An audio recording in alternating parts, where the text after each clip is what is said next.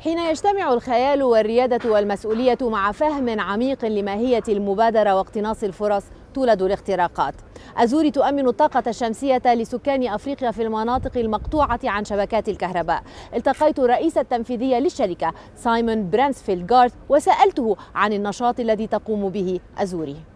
Azuri was founded to try and help solve the problem with the 1.3 billion people who still don't have access to electricity. Many of our customers are some of the poorest people in the world, earning $2, maybe $3 a day. So it's really difficult for them to go and buy even a very small solar power system. Small solar home power system might cost $70 or $80, but actually in terms of their equivalent income, that's the equivalent of buying a second-hand car.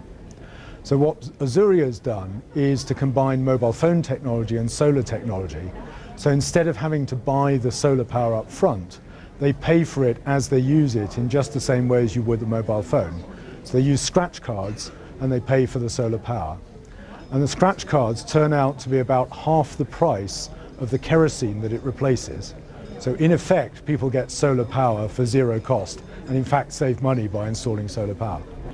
And they keep buying sort of units and they get the chance to upgrade, is that true? That's right. So people buy a scratch card every week and then after 18 months they have two choices. They can either own the system that they've got or alternatively they can upgrade to the next one. So a typical entry-level system will be 2 lights for 8 hours and mobile phone charging.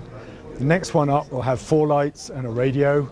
Next one has a television and so on. And so progressively in stages, people move from being disconnected rural customers to still being rural customers, but now having many of the benefits of electricity. So lighting, television, radio, media, entertainment, information, communication, the sort of things that make a real difference. This might sound very basic to the average viewer, but from your experience, how has this changed the livelihood of the people who were before Azuri without energy, without electricity? It's something that surprised even us. It's been quite extraordinary. So if you look at a country like Zambia, 70% of people still light by candlelight.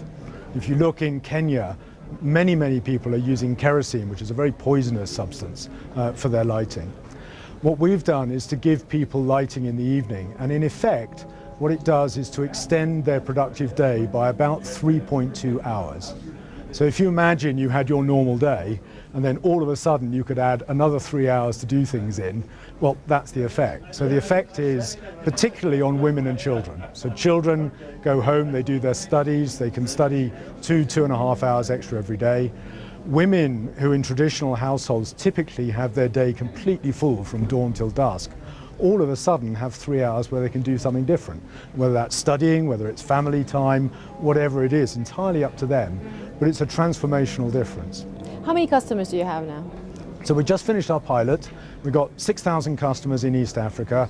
We're planning to do about 200,000 this year and then 1 million customers next year. So you're expecting very quick growth. Are you welcoming any investment capital? Absolutely, yes. We have a funding round which we'll be doing in May of this year, our Series B funding round. And we are also getting working capital, project finance, to deploy the units into the market. So to deploy the 1 million units we want to deploy next year requires about $50 million of project finance.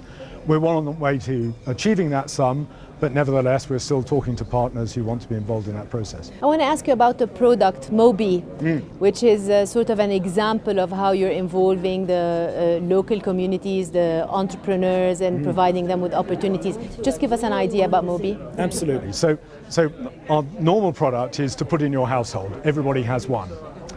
One of the challenges in Africa is that if you want to get your mobile phone charged, it costs about 20 cents. Doesn't really matter where you are in Africa, it costs about 20 cents. That's about 500 times the cost of electricity if it was coming out of your wall. It's an enormous difference. So what we're doing is providing a small product called Mobi for entrepreneurs to set themselves up as mobile phone charging stations. So you imagine you're the little cigarette seller or newspaper seller or whatever within your village. Now you can have this little unit and it will enable you to charge 20 phones every day. 20 phones, 20 cents, that's $4 a day of income. We charge about $1 a day for the system. So people are able to make $3 a day of profit by charging mobile phones in their local community, instead of having to get on a bus, use petrol and so on to be able to travel to a town to go and charge your mobile phone.